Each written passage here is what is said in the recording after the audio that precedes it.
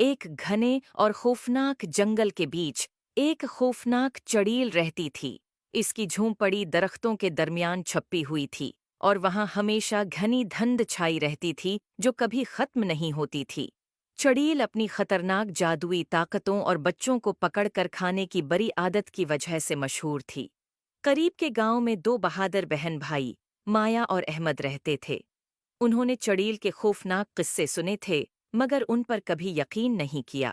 ایک دن دوپہر کو ان کی تجسسیت بڑھ گئی اور انہوں نے کالی وادی کے کنارے کا جائزہ لینے کا فیصلہ کیا۔ جیسے جیسے وہ جنگل میں آگے بڑھے انہوں نے روشن سرخ بیر کا ایک راستہ دیکھا جو مزید جنگل کی طرف جا رہا تھا۔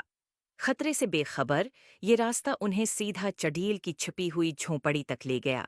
چڑیل اپنے لمبے الجھے ہوئے بالوں اور تاریک گہری آنکھوں کے ساتھ سایوں میں چھپی ہوئی انہیں دیکھ رہی تھی اور اس کے چہرے پر ایک مکروا مسکراہٹ تھی۔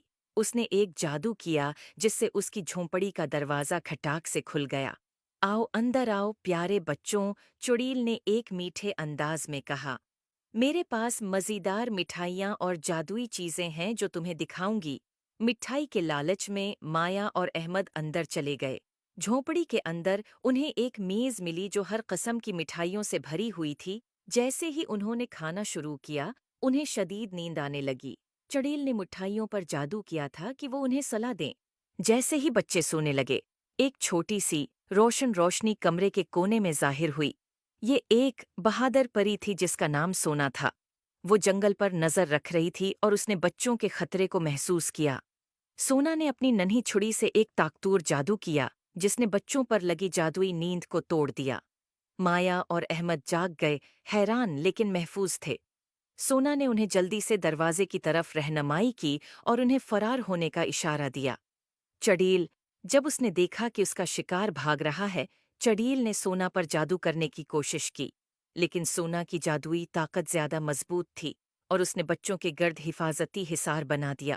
اپنی چھڑی کے ایک اور وار سے سونا نے چڑیل کو ایک تتلی میں تبدیل کر دیا۔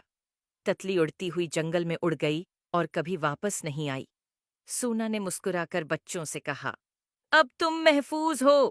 ہمیشہ یاد رکھو، تجسس تمہیں خطرے میں ڈال سکتا ہے لیکن بہادری اور مہربانی تمہیں ہمیشہ بچائے گی۔ امید ہے آپ کو سٹوری پسند آئی ہوگی۔ Please like and subscribe my YouTube channel.